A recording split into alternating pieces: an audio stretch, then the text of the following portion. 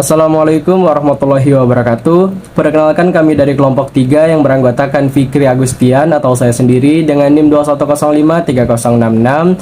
Kemudian ada juga Anissa Asilah dengan NIM 21053052 dan yang terakhir Aulia Rahmadatul Yandra dengan NIM 21053059. Pada kesempatan kali ini kami akan membuat sebuah video pembelajaran guna memenuhi tugas mata kuliah Strategi Pembelajaran Ekonomi dengan Ibu Nita Sofia SPD MPDE sebagai dosen pengampu.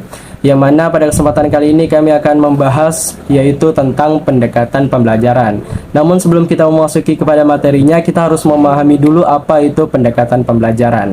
Jadi pendekatan pembelajaran adalah titik tolak atau sudut pandang kita terhadap proses pembelajaran yang merujuk pada pandangan tentang terjadinya suatu proses yang sifatnya masih sangat umum.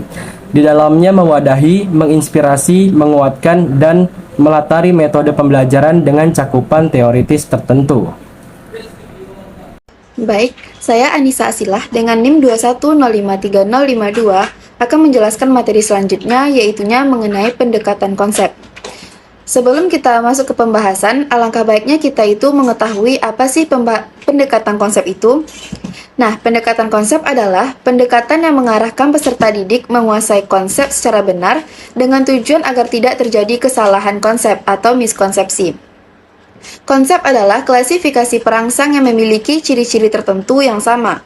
Konsep merupakan struktur mental yang diperoleh dari pengamatan dan pengalaman. Jadi, pendekatan konsep merupakan suatu pendekatan pengajaran yang secara langsung menyajikan konsep tanpa memberi kesempatan kepada siswa untuk menghayati bagaimana konsep itu diperoleh. Ciri-ciri suatu konsep adalah, yang pertama, konsep memiliki gejala-gejala tertentu. Yang kedua, konsep diperoleh melalui pengamatan dan pengalaman secara langsung. Yang ketiga, konsep berbeda dalam isi dan luasnya. Yang keempat, konsep yang diperoleh berguna untuk menafsirkan pengalaman-pengalaman. Yang kelima, konsep yang benar membentuk pengertian. Dan yang terakhir, setiap konsep berbeda dengan melihat ciri-ciri tertentu. Kemudian, kondisi-kondisi yang dipertimbangkan dalam kegiatan belajar mengajar dengan pendekatan konsep yaitunya, yang pertama, menanti kesiapan belajar, kematangan berpikir sesuai dengan unsur lingkungan. Yang kedua, mengetengahkan konsep dasar dengan persepsi yang benar yang mudah dimengerti. Yang ketiga, memperkenalkan konsep yang spesifik dari pengalaman yang spesifik pula sampai konsep yang kompleks. Yang keempat, penjelasan perlahan-lahan dari yang konkret sampai ke yang abstrak. Selanjutnya yaitu mengenai langkah-langkah mengajar dengan pendekatan konsep. Nah, langkah-langkah mengajar dengan pendekatan konsep ini melalui 3 tahap. Tahap yang pertama yaitunya tahap enaktik. Tahap enaktik ini dimulai dari yang pertama pengenalan benda konkret. Selanjutnya menghubungkan dengan pengalaman lama atau berupa pengalaman baru. Dan kemudian pengamatan penafsiran tentang benda baru. Tahap yang kedua yaitunya tahap simbolik. Tahap simbolik ini diperkenalkan dengan yang pertama simbol, lambang, kode seperti angka, huruf, dan kodenya itu seperti tanda tanya sama dengan koma, garis miring, dan lain-lain. Yang kedua, membandingkan antara contoh dan non-contoh untuk menangkap apakah siswa cukup mengerti akan ciri-cirinya. Dan yang ketiga, memberi nama dan istilah serta definisi. Tahap yang ketiga yaitunya tahap ikonik. Tahap ini adalah tahap penguasaan konsep secara abstrak, seperti menyebut nama, istilah, definisi, apakah siswa sudah mampu mengatakannya. Materi selanjutnya yaitu pendekatan proses. Nah, pendekatan proses ini merupakan pendekatan pembelajaran yang menekankan pada proses belajar, aktivitas, dan kreativitas peserta didik dalam memperoleh pengetahuan, keterampilan, nilai, dan sikap, serta menerapkannya dalam kehidupan sehari-hari.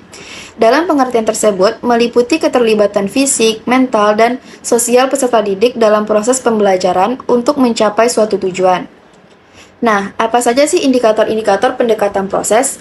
Jadi, indikator-indikator pendekatan proses ini antara lain, yaitunya kemampuan mengidentifikasi, mengklasifikasi, menghitung, mengukur, mengamati, mencari hubungan, menafsirkan, menyimpulkan, menerapkan, mengkomunikasikan, dan mengekspresikan diri dalam suatu kegiatan untuk menghasilkan karya ilmiah. Pendekatan proses bertolak dari suatu pandangan bahwa setiap peserta didik memiliki potensi yang berbeda, dan dalam situasi yang normal, mereka dapat mengembangkan potensinya secara optimal. Oleh karena itu, tugas guru sebagai pendidik adalah memberikan kemudahan kepada peserta didik dengan menciptakan lingkungan yang kondusif agar semua peserta didik dapat berkembang secara optimal. Assalamualaikum warahmatullahi wabarakatuh. Perkenalkan, nama saya Aulia Ramadatul Yandra dengan NIM 210533059. Baiklah, saya akan menjelaskan materi selanjutnya, yaitu mengenai pendekatan induktif.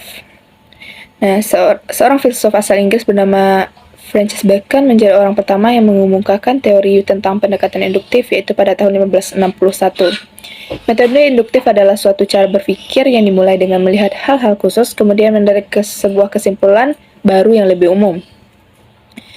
Melalui pendekatan induktif tersebut, penarikan kesimpulan yang sifatnya umum dilakukan dengan melihat kepada fakta-fakta konkret yang bersifat khusus.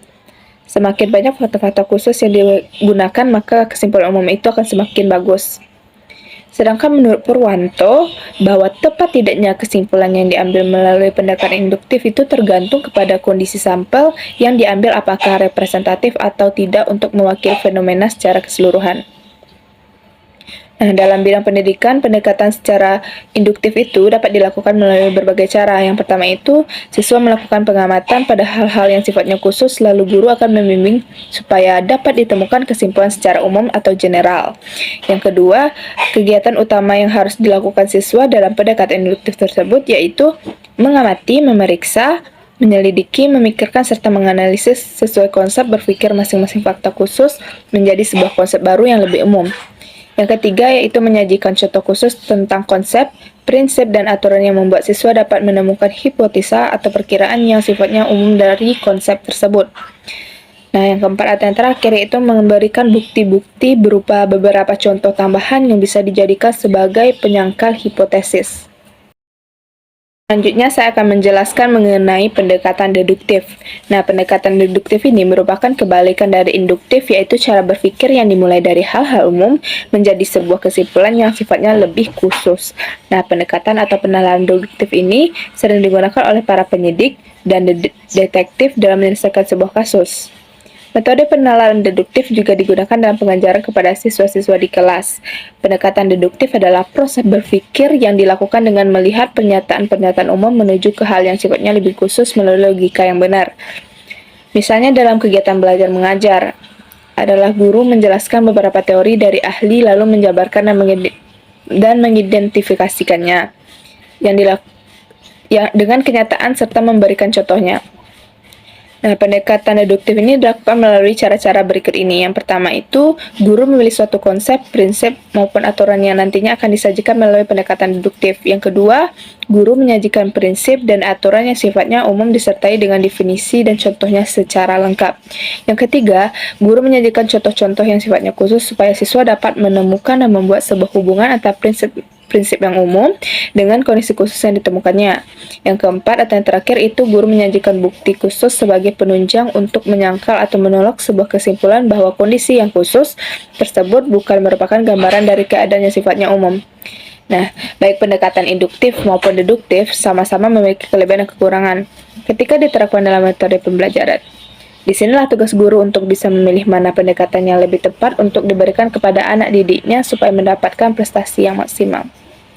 Sekian dari saya, terima kasih. Assalamualaikum warahmatullahi wabarakatuh. Baiklah, mungkin sekian saja video pembelajaran dari kami tentang pendekatan pembelajaran. Semoga dapat menambah wawasan dan pengetahuan teman-teman semuanya. Mohon maaf apabila masih terjadi banyak kesalahan maupun kekurangan. Kami kelompok 3 pamit undur diri. Wassalamualaikum warahmatullahi wabarakatuh.